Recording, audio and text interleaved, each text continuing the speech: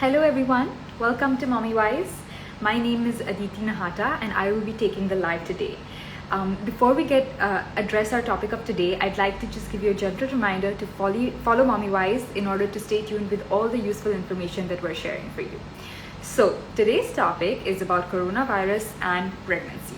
So now there's so many things we don't know about about COVID-19 and this pandemic. And one of the specific topics that we'd like to address today is COVID and pregnancy. So research done before the pandemic shows that around 29% of pregnant women experience anxiety during their pregnancy.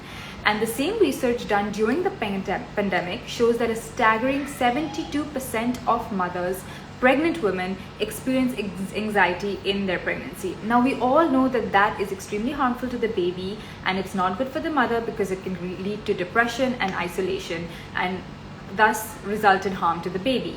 So we're addressing this whole topic. We're so excited to answer your questions regarding the vaccine, regarding pregnancy, regarding what to do if you are pregnant and end up testing positive, and how to breastfeed your baby if you are positive. So let's address all these questions today, and I'm very excited to introduce to you Dr. Dhwani Mago, who is a senior consultant obstetrician and gynecologist. So let me just add her to the conversation here.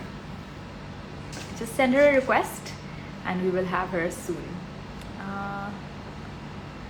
Invite to join.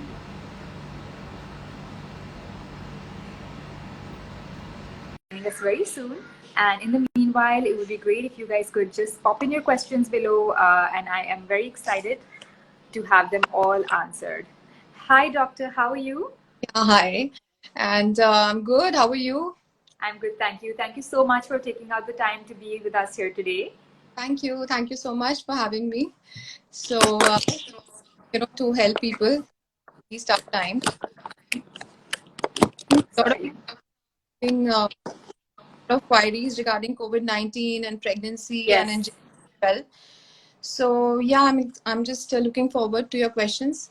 Yes, I know. We're really looking forward to getting all the information we can. So I'd actually like to start with my first question, and that is, what does a pregnant woman do if she tests positive? What does this mean for her? What does this mean for the baby? What long-term effects can it have? So I think we'd all like to know the answer to this. Yeah, so see, first of all, pregnant women don't need to panic. So it's like because of the cases rising so badly, I just want to, tell these women that please do not panic. In case you develop any symptoms of COVID-19, like a fever or a sore throat or cough or cold, so you just need to inform your doctor, first of all. That is the first thing you need to do. Secondly, you need to get your test done, the RT-PCR COVID test done, and isolate yourself. So that is very important so that you do not spread the infection to your family members. And isolating is your room has to be well ventilated. Keep a check on, your hand hygiene, and your surroundings should be clean. And definitely what you need to monitor is your oxygen levels. So that is the most important thing out of everything. So you need to buy a pulse oximeter, which is a very small instrument nowadays. And you need to monitor your oxygen levels at all times. So in case you are maintaining good oxygen levels above 94%, you do not need to worry at all. And you can be managed in the house in home isolation under of your doctor. And we'll tell you a Does few. this mean anything for the baby as a pregnant mom? Does it have any effects or side effects on the baby? So see, if you have mild symptoms, it's very unlikely that the baby will also develop any symptoms. But yes, because of moderate to severe COVID-19 infections, yeah, we have been seeing certain problems with the fetus. That is, like the LICA that we are seeing in pregnant mothers. Now, after recovery, the LICA is reducing. And also there is a little low birth weight babies and small for gestational age babies. And also in cases of severe COVID-19, where the mother develop very bad pneumonia, there can be asphyxia to the fetus as well due to the hypoxia of the mother. So that can do intrauterine deaths as well. So also at the time of birth, if the mother is positive, the fetus can have respiratory problems at delivery. So yeah, few complications, but this is mostly in the moderate to severe cases. And what are the chances of that? How likely is it that the COVID we contract would be that severe? So yeah, so we don't have the exact data, but yes, almost I would say a good percentage of women are recovering very well in the house. So definitely the second wave has been really bad, and we've seen a few severe cases as well. But maximum women are recovering very well in home isolation. So that is why I want to say that do not panic. So yeah, definitely there are And some major signs, that you need to take note of, because if you know what is wrong and you get yourself admitted on time, so that would really help you. So so, something, yeah, please share. What yeah, are those things? yeah, that's like, your oxygen levels, if they are falling below 95, Okay. and or you're developing breathlessness, if the breathlessness it's increasing, the breathlessness is increasing, and you're having tachypnea. Tachypnea means you're breathing very fast. So something like this. This is a symptom that you're developing pneumonia. Okay. And yeah, also if you have any obstetric complications, like if you're already suffering from a chronic renal disease or a heart disease, or you're having diabetes in pregnancy. So these these are like risk factors for a COVID-19 pregnancy. So in these cases also you need to be admitted. Okay. And if you develop any obstetric complications like pain in your abdomen, decreased fetal movements, or your blood pressure is rising suddenly, or you start bleeding or leaking. So these are the Right. things which that you don't need to stay home and you need to get yourself admitted. Okay. Okay. Great. So I think we can all take note of that and really, be careful that that doesn't Yeah. happen. So So you should, another thing I'd like to, yeah, please. yeah, I said you should know what to look out for, when you need to Right. be admitted. Right, right. And another thing I'd like to ask you is, for mothers who intend to conceive, what does this mean? This kind of time that we're going through, is it a good time to plan a baby? Or would you say, no, it's better to wait till you are sort of settled? Or do you see us, the situation being settled sometime in the future that we can hold off planning a baby? Or you would say, no, if you want to plan, then you should just go ahead. What is your opinion? See, as long as it's a very personal decision, but still, I Right, would say you're getting if you're getting yourself vaccinated, right, vaccine is a lot of protection and it's really saving lives. So if you are able to get yourself vaccinated, then you don't need to worry and you can go ahead and plan your pregnancy. And definitely, if you have some time constraint, so some women are having time constraint and dealing with infertility since long. So right, those do not really want to wait. But if have time on hands and you can wait for a couple of months, so there is no harm in waiting as well. right. So yeah, So you person, mentioned the vaccine. How long after the vaccine do you think it's safe to plan a baby? After the second shot, how long would you recommend women to wait? yeah, so there's a myth going on that after vaccination there is you may develop infertility. So it's nothing like that. Our Okay, vaccination is absolutely safe. You must go ahead with your vaccination, and you can give a small gap of about 6 weeks post your vaccination, so that any side effects if they develop, they will uh, settle. okay by then. Yeah, so Right. you can go ahead and plan your pregnancy. Okay. And what about, mothers that are already pregnant? So I know when I was pregnant, I mean, this is pre-COVID. I was doing prenatal yoga twice a week. I was swimming thrice a week. I was walking 4 times a week. So, I mean, as a mother, as a pregnant woman, that's just impossible now. So, and staying fit is such an important part that, all doctors are telling pregnant women. So what would you recommend women to do, pregnant women to do to stay fit, to have better health for themselves and for their baby? Yeah, so because you're not allowed to walk outside, you're not, using Exactly. the house, definitely. So meditation really helps. Okay, So meditation. yes, there are these apps also now which I've seen, pregnancy Right. meditation and a lot of apps. So you can meditation really helps, deep breathing exercises which you must not stop. So they help to expand your lungs. So deep breathing and the gentle exercises, not the vigorous ones, please. So Right. you must continue doing that, and Okay. also stay in touch with your family, friends through social media, and Right. Right. your mood, and develop a hobby, develop a skill, and do Right. what. Something to keep us mentally at peace, since physically is a little hard now. like, listen to music, watch movies. So just keep Right. your a positive state of mind. So Great. because that's proven that it boosts your immunity. Great. So and yeah, keep taking your supplements. You know, your vitamin C, your vitamin D, which is very important to prevent, as you know, in the treatment of COVID-19. So Right. yes. Okay. So we touched a little bit about the vaccination and to conceive 6 weeks after. That's what you said, 6 weeks after we take the second dose. But what about women that are pregnant? Can they take the vaccine? No, so Government of India as of now has not recommended vaccination for pregnant or breastfeeding women. So Right. we yes, we are pushing on it, but actually in UK or US they have studies, on Moderna and Pfizer because these are mRNAs.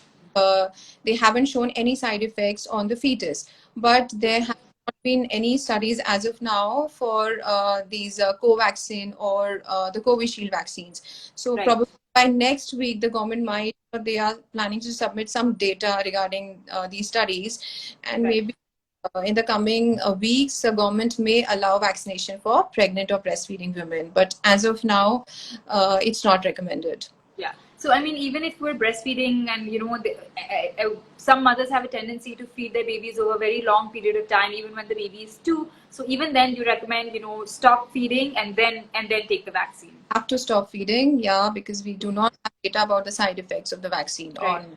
Okay. To the baby. Okay. And what about does the vaccine that we're taking today? People are really questioning when we have COVID. After how long can we actually take the vaccine? And this is, I mean, like you said, that I'm talking about when you're not pregnant, because you said we can't take the vaccine at all when we're pregnant. Yeah, yeah. So once you've developed COVID infection, so you have that natural immunity in the body. So it's recommended to take your vaccine after about 6 to 8 weeks of recovery. So because before that, if you take it, it won't really help you because you, as it is, have the natural immunity. So must wait for 6 to 8. Yeah, post recovery. Okay, great. Yes, yeah. And what are when any woman would take the pregnancy, what sort? Sorry, take the vaccine. What sort of side effects can she expect, or any person actually, and how to prepare for those? So anybody who's taking the vaccine, you can have, some fever can develop, or the injection site reaction can be there, or you can have myalgia, that is body ache or muscle pains, or some people have headaches or nausea. So, just before taking the vaccine, you must make sure that you're adequately hydrated, sleep well Okay. for the vaccination, and take a high fiber diet. That really helps. And also avoid, and if you develop any of these side effects, you can take a paracetamol for the fever or a body ache. It's not contraindicated. And Right. also, rest for a day is, yeah, that really helps. Keep yourself again, rest enough. And yeah, like I took my vaccine, I had myalgia and some arm pain for a while, called COVID arm pain. So the arm becomes a little Okay. stiff, but it recovers in about 2 to 3 days. And that's how you know that, yes, the vaccine worked, so there has to be some reaction in the body. So yeah, And that's about it. And if the symptoms last, say, okay. about more than 3 to 4 days, then yes, if your fever is not coming down, and it's getting severe, then you need to contact your doctor, definitely. Okay, okay. And I think there's this myth out there that, a reason I've spoken to a lot of people who actually say that, we don't want to take the vaccine at all. And I think there's this myth out there that actually people are under the impression that taking the vaccine, while in the long term will help them, fight against COVID, but in the short term, it reduces their immunity, and therefore they feel if they get COVID right after take the vaccine, it can have severe effects. I actually do personally know someone who has passed away of COVID right after their first shot. So can you bust this myth for us? Is it actually a myth? I think this would really help a lot of people, encourage a lot of people to actually go out there and take the vaccine. So see, actually, the vaccine, it takes about 14 days immunity in the body. It's not that you've taken the shot and immediately the body develops immunity. So it takes 14 days. So if in that period you develop COVID infection, because of whatever reason, it's not because of the vaccine. These vaccines Right. are, dead vaccines. They do not give you the infection. But if you have low immunity and you've exposed yourself to people while, you are stepping out, so Okay. that is the case in these instances, that people are developing COVID-19 and it's getting severe. But it's definitely Okay. not because of the vaccine. And like I said, a breakthrough COVID is there. Like that is even after vaccination, people are getting COVID, but that is after 14 days of your vaccination. So Vaccine. before Okay. developing COVID, it is not because of the vaccine, or because it's probably you've had some exposure and you've got it from somebody, Yeah. and Right. air. But does this mean something for our immunity? Like, does the vaccine reduce our immunity in the short term? Can you No, hear not me? at all. It's nothing like that. Vaccine. Okay. Oh no, it doesn't reduce your. Absolutely not. Okay. So Okay. Great. yeah, so people. I think that really clarifies a lot of doubt for people who are unwilling to take the vaccine at this point. But I think we should really encourage them to go out there and take it. So there's another myth actually that I'd like you to tell me about, and that is, I've been hearing that some people are really saying that you shouldn't take the vaccine while you're on your period. Now, is this true? So vaccine develops active immunity. Periods have nothing to do with your vaccination. So Okay. please, go Okay. ahead with vaccination before, during, or after your. So Okay. there's no relation with periods and vaccination. Okay. So a myth. And I was also reading, some people were saying that people develop autism, children develop autism, in women who are taking vaccines. That's also a myth. I mean, there are various myths going around. So, and there are no long Yes. term also of these vaccines. Okay. Okay. Now the Covaxin and the Covishield, whatever studies have been done, there are no long term side effects. So it's Right. absolutely, please get yourself vaccinated as soon as possible. Okay. And what about the? Sorry. Yeah, Yes. been asking me, which vaccine to take. A lot of people want. That was going to be my next question. That I was. Yeah, there is very little difference between the two vaccines that have come in right now, the Covishield Okay. and the Covaxin. So there's hardly Right. any difference in the efficacy. So I would say whichever vaccine you're getting first, just go ahead and take it. Please do Take it. not wait for, Covaxin is better, Covishield is better. Just go ahead. Whatever you're getting first, Right. please take it. That's it. Yeah. Okay. So there's actually another thing I'd like you to address. So in Europe, we all have heard that AstraZeneca has been banned for patients under the age of 55. So apparently, over 55 is fine, and everyone knows that AstraZeneca and Covishield are exactly the same. So why is this not banned in India, or is it different in India? And can we take Covishield? Then why is it banned in Europe? I think there's so many people who are very scared of Covishield because they're reading that Europe has banned it. So why should we take it here? So could you just enlighten us a little bit on this respect, please? See, there have been instances of blood clots post vaccination with Covishield vaccine, that is the AstraZeneca vaccine. Right. But the benefits of the vaccine outweigh the potential risks of these blood clots any day.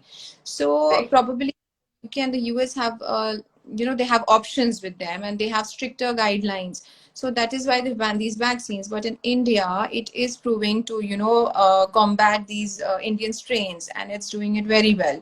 So, Okay. and like I said, they are the benefits outweigh the risks. So Okay. definitely, I myself have taken Covishield, and all the doctors in my hospital have taken Covishield. Okay.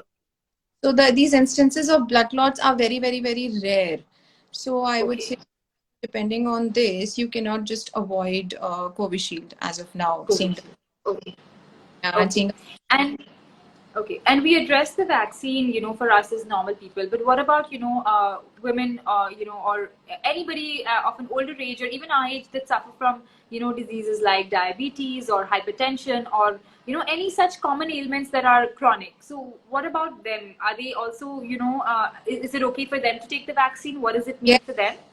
Yeah, it's absolutely safe to go ahead and take your vaccine. In fact, these people are more prone to, get a severe COVID-19 infection. So, like my mother, she's a heart disease patient. So, she's taken a, so it's absolutely safe. Please go ahead and parents vaccinate. Yeah, I know Okay, initially great. they were scared, but and they were even scared about allergies. People ask me if I'm allergic to something, so should I avoid vaccination, or is there a test to get to know that if I'll be allergic to this vaccine? So there Right. is test to tell you that you'll be allergic to a particular vaccine. So Okay. or maybe take an anti-allergic for a few days prior to the vaccine and then go ahead with the Okay, vaccine. so we should take an anti-allergy. Yeah, for a few days. If you're really, you have too many allergies to, Right. yeah, things. So Okay. other for heart disease, hypertension, cholesterol patients, or even gynae problems like, PCOD, endometriosis. So you can Right. just go with the vaccination. It's absolutely safe. Okay, okay, great.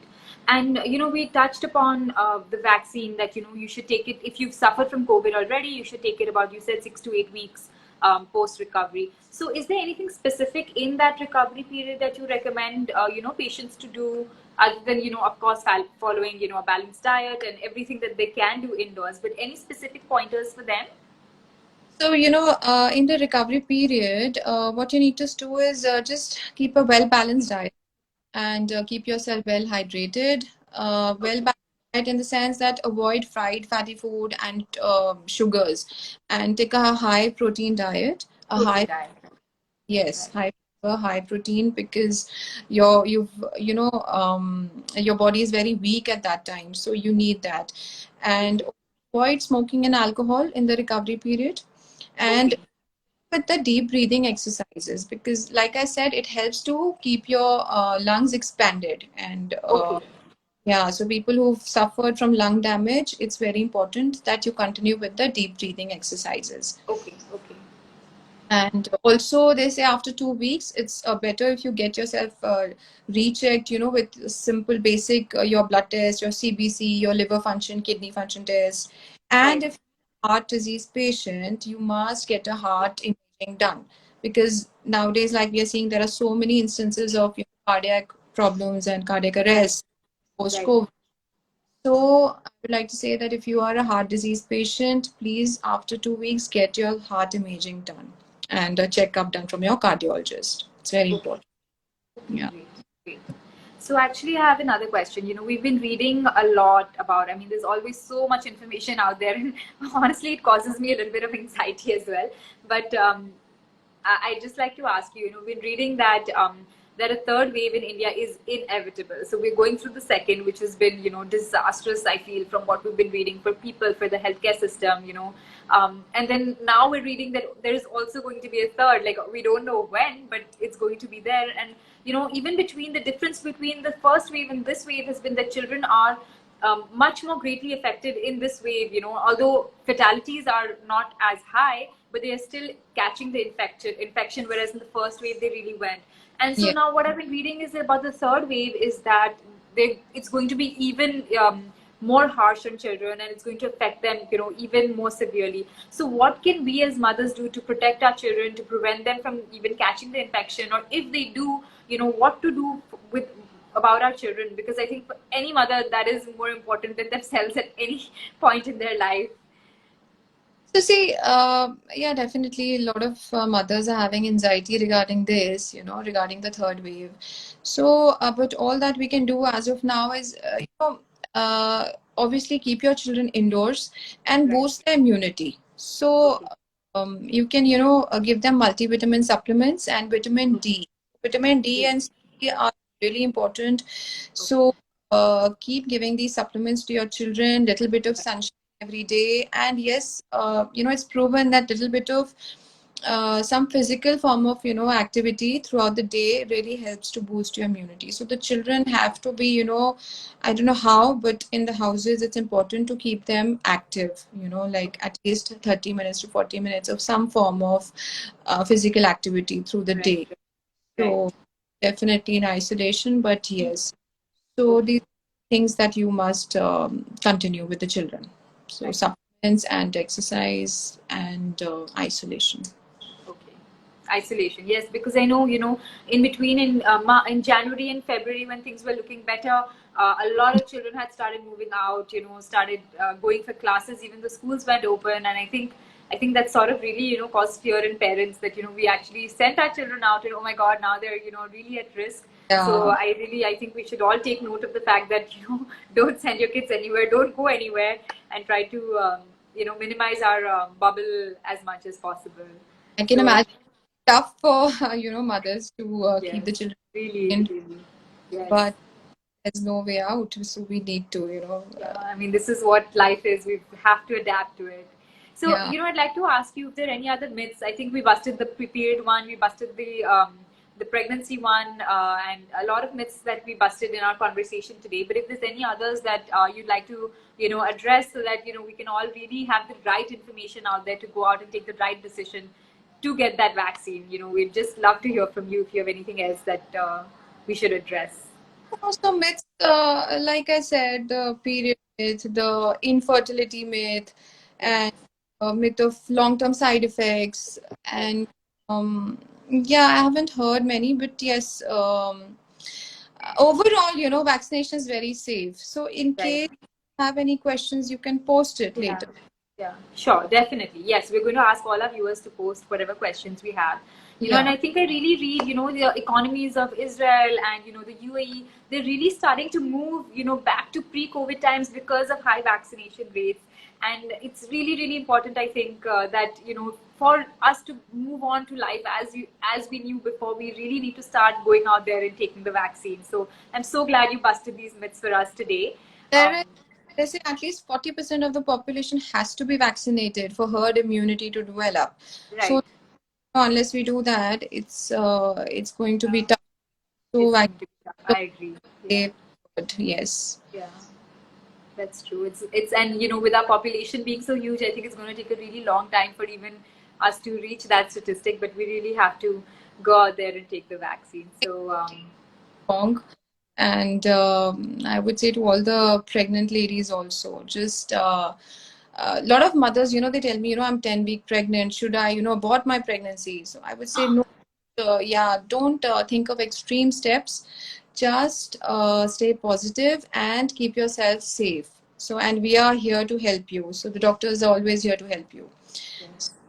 Stay Great. strong. So we have actually a question from one of our viewers, Sharma. Steffi Sharma. She's asking, can lactating mothers be given the vaccine? So I think that's something we already addressed, and Get I mean, I'd let you just answer it again.